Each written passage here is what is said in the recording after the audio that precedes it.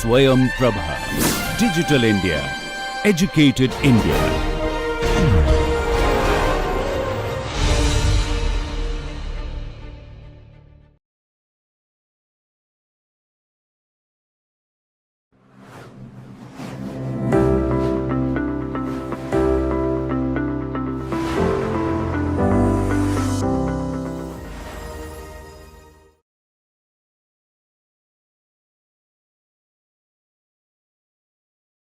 Hello and welcome to the lecture on growth of administrative tribunals. Before we delve into this topic of administrative tribunals, let us understand what is the meaning and essence of the terms that are mentioned out here, which is growth of administrative tribunals. That means tribunals have been on the rise, and that too administrative tribunals, which, unlike the regular courts, are an administrative as well as a judicial body. Now, there are various kinds of tribunals in our country that we will be dealing in greater detail as we go further into these slides and the lecture. But the most essential part of tribunals is that they have respective powers and functions. And in a sense, we would be looking into three kinds of tribunals that are there. The first kind of tribunal is the constitutional tribunal that exists in our country. Now, constitutional tribunals take care of the interstate disputes that take place within the gamut of the pan-India level. For instance, there are the various interstate river tribunals wherein disputes like the Kaveri disputes, they go and they are adjudicated in these tribunals. And all these tribunals, they are specialized bodies to deal with a specific kind of an issue. The next kind of a tribunal is an administrative tribunal, which generally serves for the purpose of adjudicating service matters. For example, there are various tribunals in the various bodies of the government of India and in the state governments as well. And then we have the statutory tribunals, which means that they have been formed by the incoming or by the enactment of a statute that has been enacted by the parliament, which is the National Green Tribunal, the consumer centers that are there, the consumer commissions that are there, the state commission, the national commission, and the district commissions as well. Then we have the RTI commissions on various levels. So these are the three levels of tribunals that exist in India.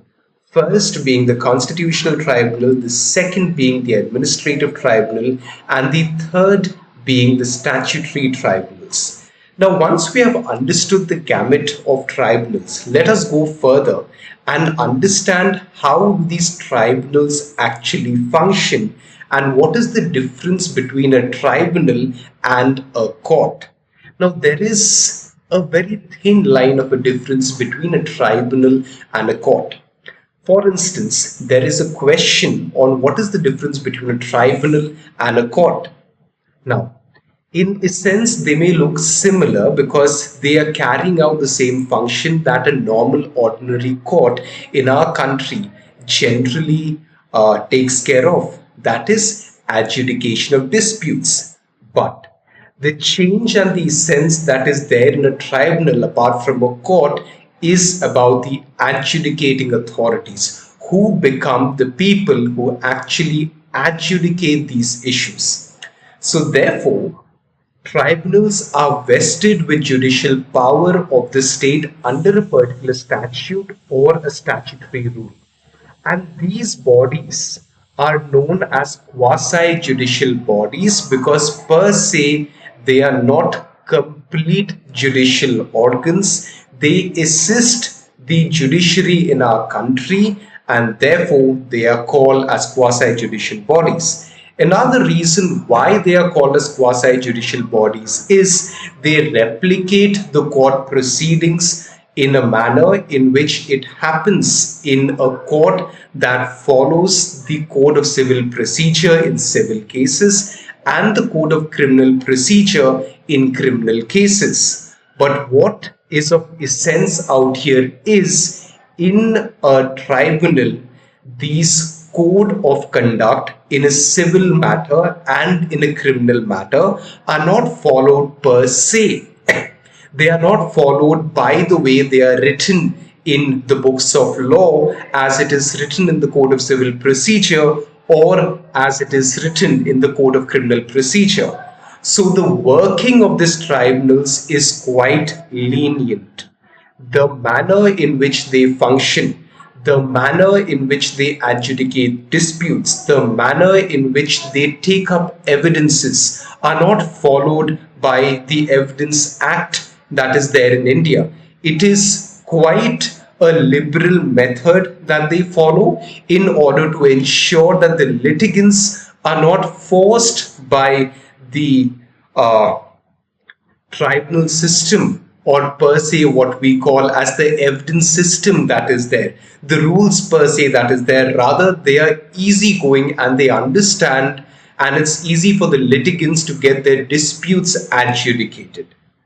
Now, as it's mentioned on the fourth bullet point, bodies that possess the trappings of a court, what I just said, they are a court, they work like a court, but they do not follow the statutory methods that are followed in a court of law strictly. Now, please note, it's not that they do not follow at all. They do not follow the rule as per the word. They do follow in spirit, but not in word.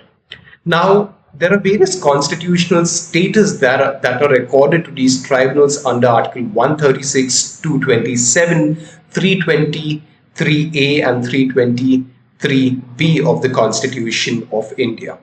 Now, coming back to the primary concern in which that we started this lecture as to reasons for the growth of these tribunals. Now, there may be a question, when a country like India has a Supreme Court, has almost high courts across all the states in the country, then there are district courts, then there are magistrate courts for civil criminal disputes. What was the need for the tribunals in a country like India? Well, the reasons are manifold, but we would be focusing on a few reasons that are there. Primarily, number one, what are the reasons for growth for a tribunal? First, India is a welfare state, which means we look after our people, and that is our primary responsibility as a state. Now, being a welfare state does not only mean providing food, shelter, and other amenities to your people. It also comes down to the most primary thing, that is justice. Welfare also equates to justice. Therefore, one of the reasons why these tribunals came up is to ensure that the state goes on for its welfare activities, by the meaning that if I have a dispute and it's taking time for me to get redressed by a normal court, because a normal court is already burdened with a lot of cases. For instance, I go and buy a mobile phone from a market and I have paid 50,000 rupees for this phone. Now, once I come back, after 10 days, this phone has stopped working. Now, when I contact the shop owner, he is saying that you do not have a warranty, because for a warranty, you had to pay, suppose, 10,000 extra. And this is some hardware deficiency that is there in the phone, but we only take care of the software deficiency that will arise or may have arisen in your phone. Now, under these circumstances, if a person would have to approach the normal court, it would have taken a lot of time for him to get his dispute adjudicated, because what he wants is either a replacement for this particular phone or to get his money back. Simple. So for these reasons, there is something called as a Consumer Dispute Redressal Forum. There is a District Consumer Redressal Forum, there is a State Consumer Redressal Forum, and then there is a National Commission for Consumer Disputes. Now, such kind of disputes, they would unnecessarily burden the judiciary, who generally take care of larger kind of disputes or something that is a little more complex. Rather, this is a kind of dispute that can be solved by someone who knows how the Consumer Act in our country functions. And for someone to know how the Consumer Act needs to be function, need not be a judge with 20 years of experience. He can be a lawyer with 5 years of experience or 10 years of experience and be a judge of the District Consumer Forum. So therefore, to increase or to decrease such kind of disputes, and to increase the welfare and to decrease such kind of disputes, and to address these disputes in a timely manner, all these tribunals and various kinds of tribunals have come up in our country. Then, traditional courts at times are very slow in the manner in which they dispose of their cases. Their disposal rates are very low owing to the large number of methods that they have to follow. The procedure that they have to follow, that is quite intense. Rather, in a tribunal, that procedure has been relaxed, and therefore these tribunals have been on an increase because it is connecting to point one, rather it's increasing the welfare act of the state. And third, and the most prominent point that we have been discussing in bits and pieces, and to bring it out into words, tribunals are rapid, they are efficient, and they are subject specific.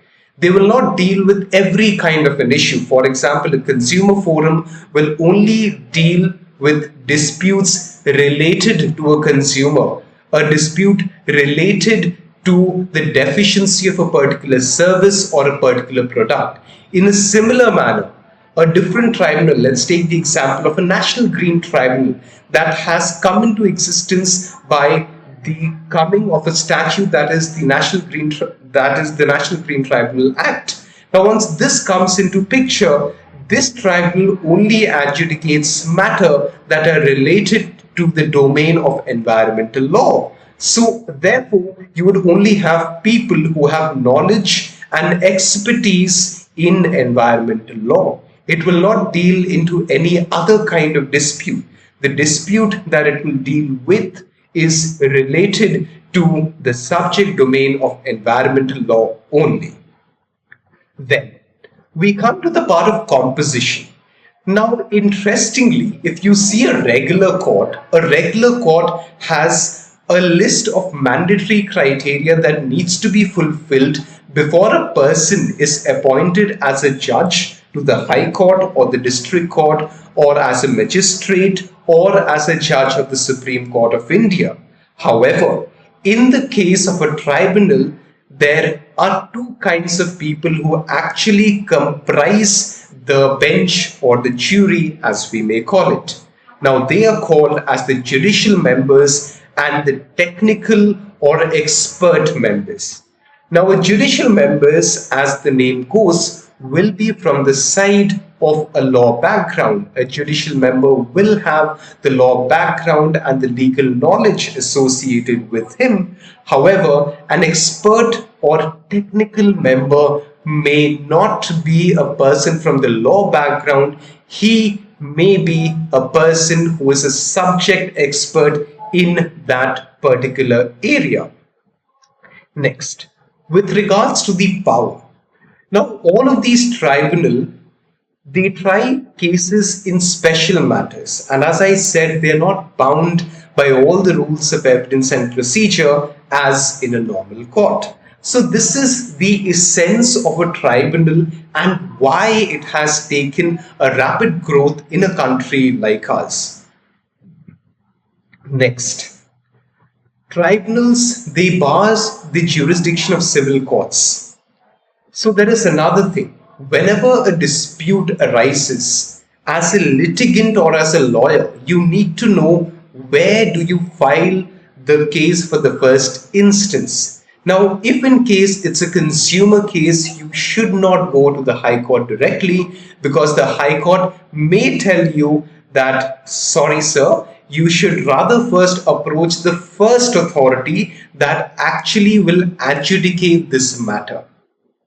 And the award or a decision of a tribunal are deemed to be a decree of a civil court. So it isn't that a order or a judgment of a tribunal does not have any relevance. It has the same amount of relevance as any decree or an order of a civil court.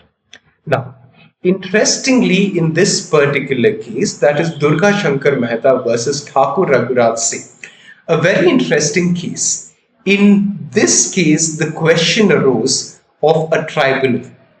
Tribunal, as used in Article 136, does not mean the same thing as a court of law, but it includes all adjudicating bodies constituted by the state invested with judicial as distinguished from administrative or executive function. Now, to elaborate on this point, friends, please note that high courts and Supreme Court have various kinds of jurisdictions.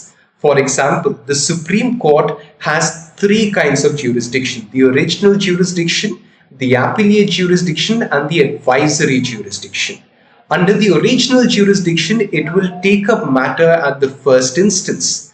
However, under the appellate jurisdiction, it will take up matters that have been adjudicated by other courts and have now come for an appeal before the Supreme Court. And under the advisory jurisdiction, it is the advice that the President of India seeks from the judges of the Supreme Court of India. Now, this is the role, the jurisdiction of the Supreme Court. With regards to the administrative and executive function, high courts and Supreme Courts conduct a lot of administrative and executive functions, which tribunals, in a sense, generally abstain from conducting. Now, what are these administrative or executive functions that these high courts and the Supreme Court of India conduct? Under the administrative function, the high courts generally direct their subordinate courts to function in one proper manner or to function in a particular manner. Now, suppose the Bombay High Court, let's take the example of Maharashtra. In Maharashtra, there is the Bombay High Court. So the Bombay High Court has administrative duties as well. It will ensure how will a particular subordinate civil court or a criminal court function. There will be a code of conduct, there will be a rule, there will be a manner in which the administrative functions of these court will actually take place. This is the administrative function of a particular high court. And similarly, this is similar to all other high courts as well. Under the executive functions, they do issue various notices, various kinds of orders for its various subordinate courts to function. And under the administrative and executive functions, high courts and Supreme Courts, they do appoint judges as well. Supreme Court plays a major role in appointing judges in various high courts in India. And the High Court of a particular state plays a major role in appointing various kinds of judges, may it be the district judge or the civil judge, the magistrate. So these are the administrative and the executive functions that a normal high court and a Supreme Court in our country would actually take care of, which is distinguished by a tribunal in its sense. A tribunal generally abstains from these kinds of duties and will generally not find itself carrying out these kinds of duties because it does not have the power to carry out such kinds of functions and duties. Next. Coming into the detail of growth of administrative tribunals in India.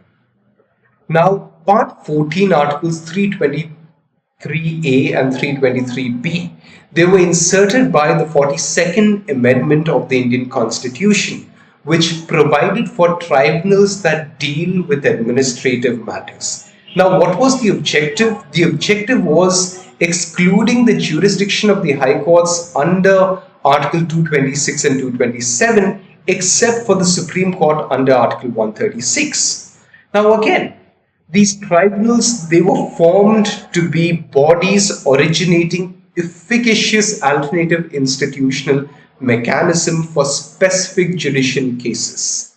Not all kind of judicial cases, friends, but specific judicial cases, as I had mentioned a few minutes back. Third, an administrative tribunal is neither an exclusive body, exclusive judicial, nor an absolute administrative body, and therefore it is called a quasi-judicial body, and it lies between a complete judicial and an absolute administrative body. It somewhere lies in between these two organs and compartments. Now, once we have understood the background of the tribunals and how do they function, let us see some of their features that are generally there in a tribunal. Now, a tribunal comes with a statutory origin. For example, a National Green Tribunal comes via the Act of the Parliament. There will be an Act of the Parliament, and that is how it will come into picture. Now then, these tribunals have the features of an ordinary court in spirit, not in word. It performs quasi-judicial and judicial functions bound to act judicially in every circumstance, or circumstances as it may be. Every order that a tribunal gives should be reasoned enough. It cannot just give an order without a reason. As mentioned earlier as well, tribunals are not bound by strict rules of evidence and procedure. So it is relaxing for the lawyers and the people appearing before a tribunal to not be in a watertight compartment with regards to evidence and procedure.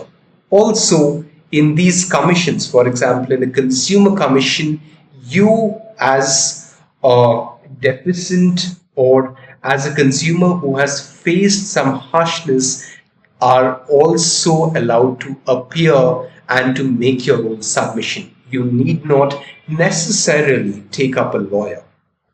Next, these tribunals are independent bodies and they are not subject to administrative interference while discharging their functions. Now, they do not come as a subordinate, but they are independent bodies and they are free to function in a manner within their prescribed rules, in a manner which is right as per the spirit of law. Next, in procedural matters, they possess the power to summon witnesses, administer oath, and compel the production of documents to litigants as well and to lawyers as well.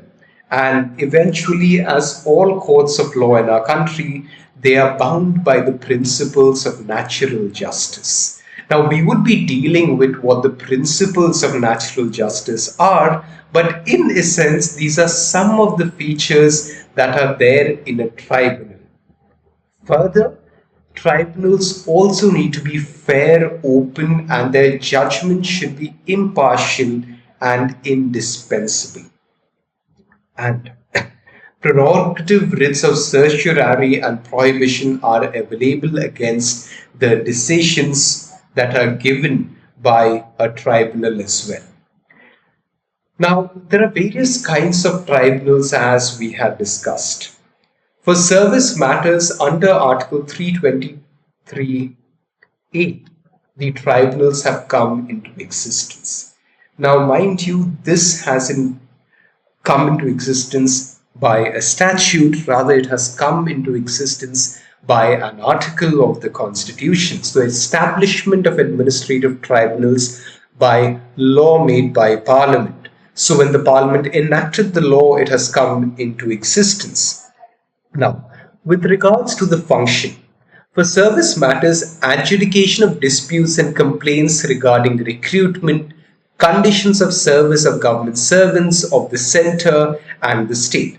Now, this is the domain in which they will function, because when a particular government servant enters the government to work, there are various kind of disputes that arise. For example, disputes regarding recruitment of a particular person. What if the recruitment was not done in the manner in which it should have been? Then there are conditions for a particular service of the government servants. Every service has its own peculiar kind of conditions. So all of these things, they need to be taken care of. Now, employees of local or other authority within India under the control of Government of India, corporation owned or controlled by the government, these are the people who will approach these service tribunals in case they face any kind of difficulties during the period of their service. Now, these tribunals are to be established separately for the center and the states or two or more states. So they are not just one, they are multiple and a multitude of tribunals, service matter tribunals across India. Now, a statute must provide for jurisdiction as well. Procedure, powers of the tribunal, and the exclusive jurisdiction of the Supreme Court. Because ultimately, if you are not happy with the order of the tribunal, you are free to approach the Supreme Court under the appellate jurisdiction of the Supreme Court of India. Now, with regards to other matters, Article 323B empowers Parliament and state legislatures to establish tribunals to adjudicate matters specifically mentioned under Article 323B. What are those? They are related to levy, assessment, collection, and enforcement of any tax, foreign exchange and export, industrial and labor disputes, and therefore you have your labor commissions, production, procurement, supply, and distribution of foodstuff, rent and its regulation and control, and tenancy issues, etc. So the statute or the law, it defines the jurisdiction, the procedure, and the power of such tribunals. And L. Chandrakumar versus Union of India, Article 323A2D and 323BD was struck down. You can read up that case law. The citation is mentioned out here, AIR 1997 SC 1125. Next, the ground. Exclusion of jurisdiction of high courts. Now, under Article 226, 227, and under Article 32 of the Supreme Court, tribunals, they exercise their right under 323A and 323B, and they act as a court of first instance in the concerned areas. Now, for such matters, you cannot directly approach the High Court. You need to approach the tribunals under their exclusive jurisdiction based on these articles. However, you can approach a Supreme Court. You cannot approach a Supreme Court under Article 136 against rulings of tribunals. High courts are to be approached first under Article 226 and 227. Because let us understand, there are various kinds of courts in our country and they have a degree of precedence. Supreme Court being at the top, then you have the high courts, then you have the district courts. So it is a mountain-like structure wherein at the tip of the mountain you have the Supreme Court, and as you come down you have the high courts and various other courts. So when you get an order from a particular court, you need to approach the particular high court in that state under Article 226 or 227, which is the jurisdiction under which you can approach a particular court. That is the writ jurisdiction of the high courts. And then if you are not happy, you can eventually approach the Supreme Court of India under Article 32 or under Article 136, which is the special leave petition of the Supreme Court of India.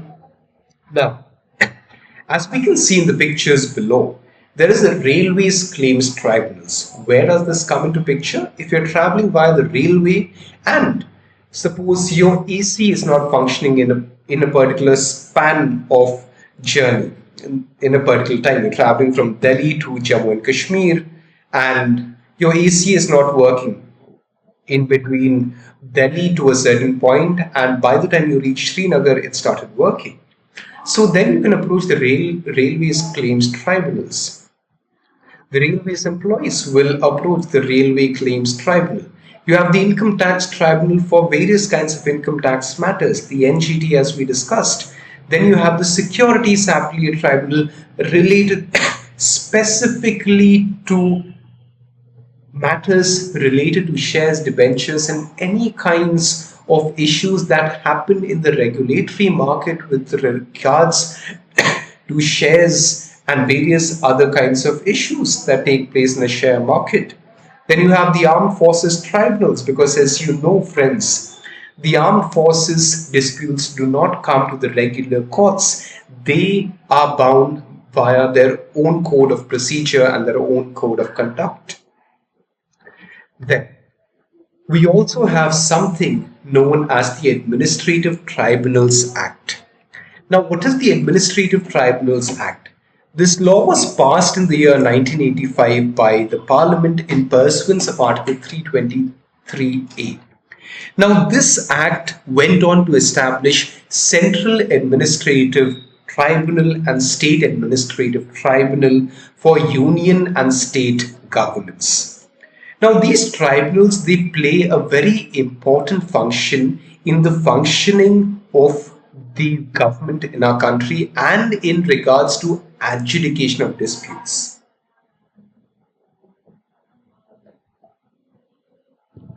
Now, please note, the extent of these tribunals extends to the whole of India and the exception. Now, the competent to declare constitutionality of relevant laws and statutes. Now, the objective of this particular act, when you read, you will understand it is to reduce the burden of the courts, as I had mentioned, and second, to provide speedier remedy in disputes related to service matter. So, any person who is in the government, whether he is a railway employee or employee of any government undertaking, say HAL or BHEL, he or she will come under the jurisdiction and the purview of the Railways Tribunals Act if there are concerns regarding to their services. Now, as I had mentioned, this is applicable to the armed officers. Please note, armed officers and not the Indian Army. Officers or servants of High Courts or Supreme Courts, Secretariat staff of Parliament. Further, Chairman, Vice Chairman, Judicial Member, Administrative Member with term of 5 years each. Chairman up to 65 years are the members, for example, UPSC, State Public Commission Chairman, so on and so forth. Now, let's come to the jurisdiction of this. Now, the jurisdiction is if any person is appointed or recruited by any civil service, that is the All India Service or civil post under the Union Civilian or Defence Service, they will come under the jurisdiction of this particular act if it is related to the service related disputes or matters of the above mentioned employees. Next, employees of any local or other authority within India under the control of the Government of India. Now, service matters of such persons whose services have been placed at the disposal of the central government, removed from office on resignation by an order or from the President of India, proved misbehavior or incapacity, Section 9, and decision after an inquiry made by a judge of the Supreme Court. All these issues will be something that is amenable to this particular tribunal. Now, we have seen the reasons for the growth of tribunals in general. Now, let's see the reasons for the growth of administrative tribunals in particular. The reasons more or less are the same, and you can elaborate them on a pointer format and then elaborate it with case laws as were mentioned in the slides previously. Now, first is inadequacy of the judicial system. Now, rather, I would not call it the inadequacy of the judicial system. Rather, I would put it in a manner that it is not fine enough for all these service related matters to go to the judicial system, because the judicial system is for other kinds of matters. They have property related disputes in civil cases. They have cases related to murder, kidnapping, so on and so forth in the criminal matter or on the criminal side.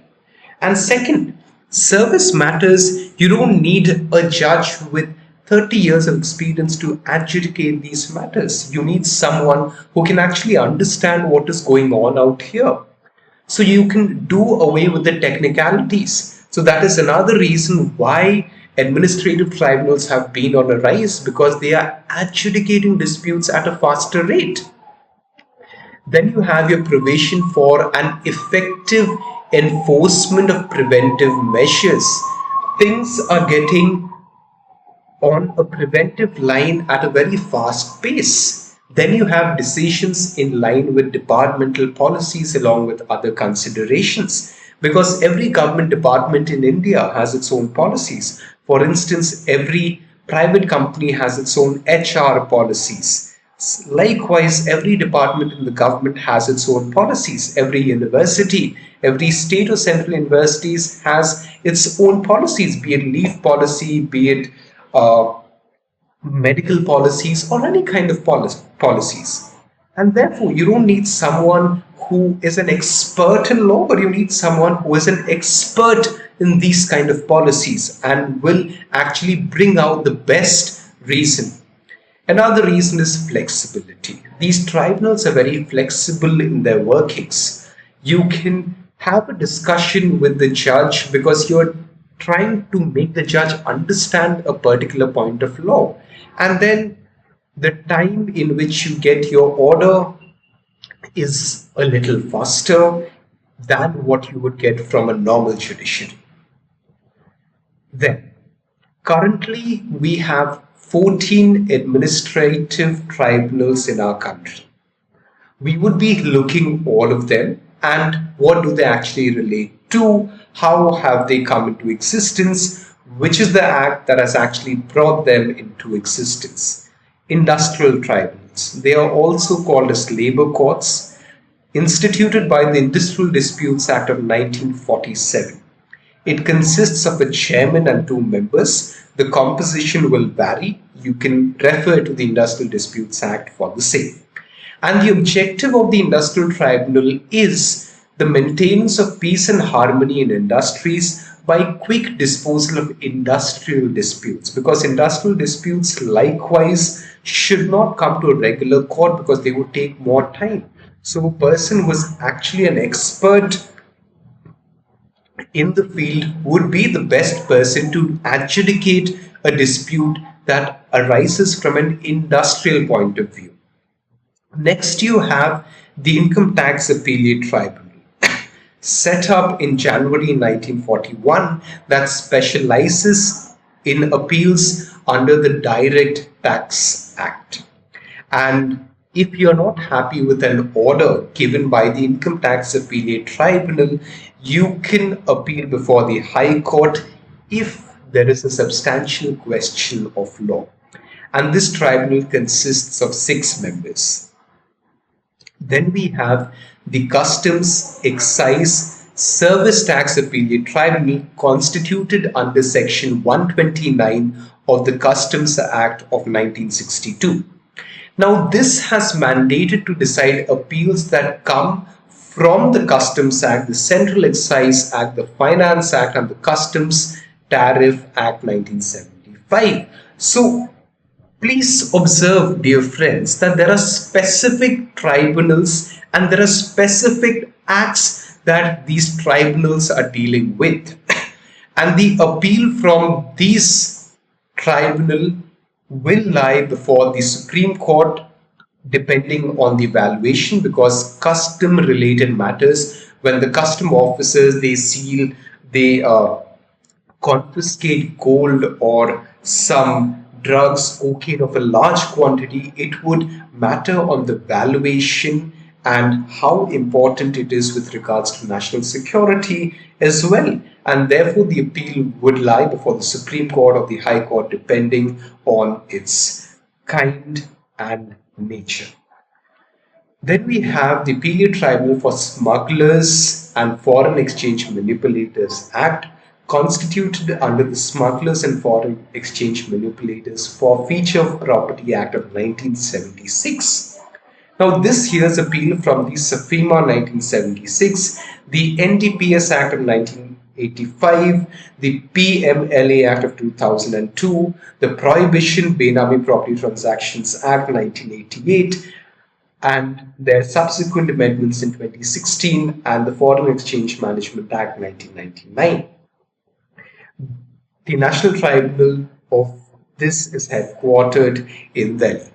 Then we have the administrative tribunals, which comprises of the central and state administrative tribunals set up, as we have seen, under Article 323A of the Constitution by Administrative Tribunals Act 1985, service-related matters of government employees. This is what the administrative tribunals generally deal with. Someone has an issue with regards to salary compensation, someone has an issue with regards to the gratuity payment. This is where it will go. Then you have the Railways Claims Tribunal, which is constituted under the Railways Act of 1989. Again, the objective, friends, if you see, of all these tribunals is one and the same, that is to provide speedy disposal of claims against the railway administration. Now, inquiries into claims against a railway administration for loss, destruction, damage, deterioration, non-delivery of animals, goods entrusted to be carried by the railway. For example, if I have booked, say, 10 wagons in the railway and they'll be carrying coal from one place in Karnataka to the steel factory in Jamshedpur. Now, out of the 10 wagons, I had seen all of them had goods filled with them. But by the time it reaches the Tatanagar steel plant, I see that only 8 wagons have coal in them, 2 of them do not have. Where do I approach? I will approach the Railways Claims Tribunal. Then we have the Securities Appellate Tribunal, which was established under the Securities and Exchange Board of India Act 1992. Now, the primary concern of this tribunal is to hear and dispose of appeals against orders passed by the SEBI, that is the Securities and Exchange Board of India. Now, SEBI hears a lot of matters with regards to various kinds of issuance of securities and the dealings that happen in the share market. So, disposal of appeals against orders passed by the Pension Fund Regulatory, the Development Authority, and also the IRDA, that is the highest body that takes care of insurance in our country, and it also regulates the insurance mechanism in India. Then you have the Debt Recovery Tribunal, which is constituted under the Recovery of Debts and Bankruptcy Act of 1993, which provides speedy redressal to lenders and borrowers. Now, basically the Debt Recovery Tribunals, that's the DRAT, it also functions through the SARFAESI Act, and the financial institutions can approach the tribunal. For example, if a bank goes insolvent, this tribunal will be the first one to come in to rescue. And how do they actually restructure their insolvency plans, so on and so forth.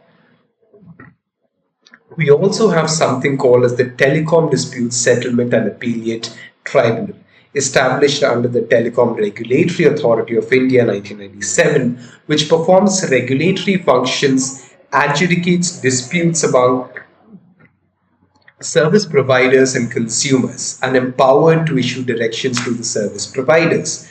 And appeals from the decisions of TRI, they directly lay before the High Court or the Supreme Court.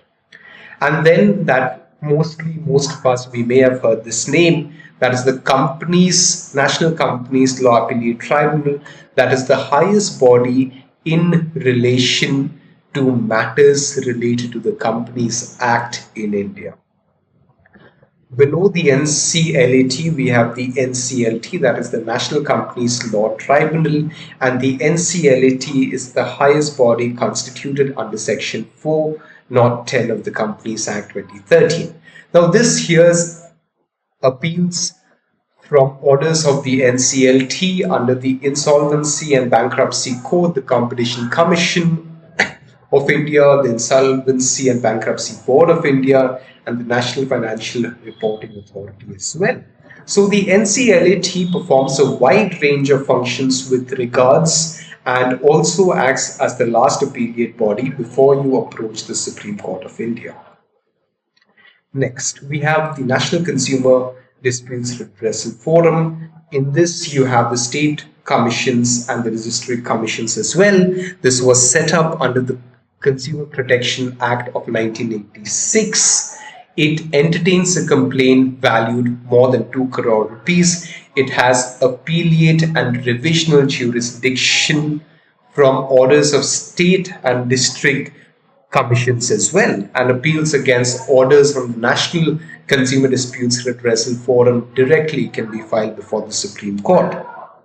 Now, in this, please note, a person can directly approach the National Consumer Disputes Redressal Commission if the complaint or if the value is more than 2 crore rupees.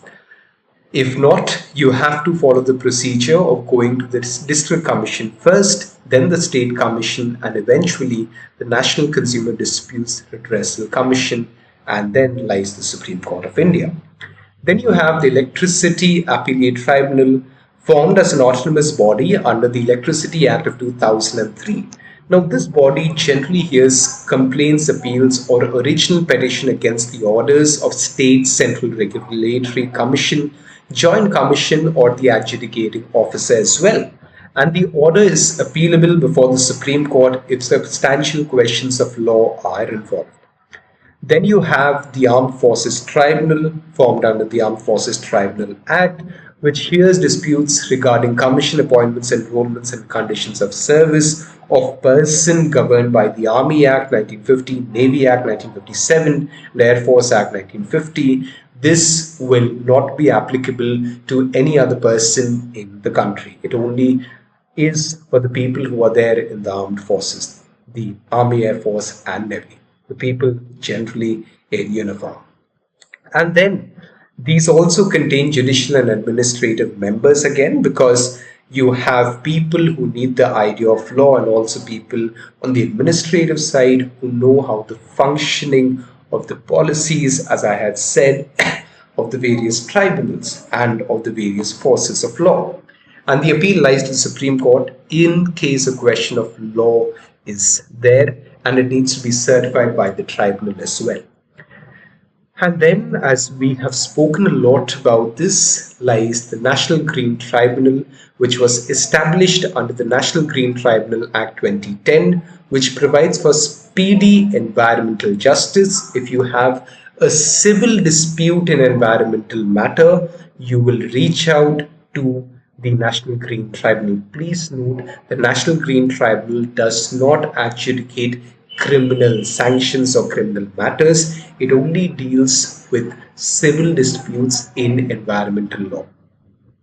Then, it comprises of judicial members and expert members. Your expert members can be someone who is well read and someone who has the qualification to be called as an expert member in an environmental law matter. They are bound by the Code of Civil Procedure of 1906, and the orders are appealable before the Supreme Court within 90 days. So it is fine if you skip the High Court in this particular matter that is there in hand. So in essence, friends, if we understand, these are the 14 kinds of tribunals and the various kinds of tribunals, as I should call it, that we have in our country. So if there is a question with regard to the kinds of tribunal, our suggestion or my suggestion would be you cover the various kinds of tribunals that are there, not all 14, but You mention what are the kinds of tribunal: constitutional, service, and administrative. The broad terminology, you can give the examples, each of them as and where it fits. You can say why has it grown, that is primarily one of the most important reasons, and you can critically examine. The critical examination we would be doing in the further part of the lecture. And in these, you can find out cases as well, which have been the landmark cases which these tribunals have adjudicated as well.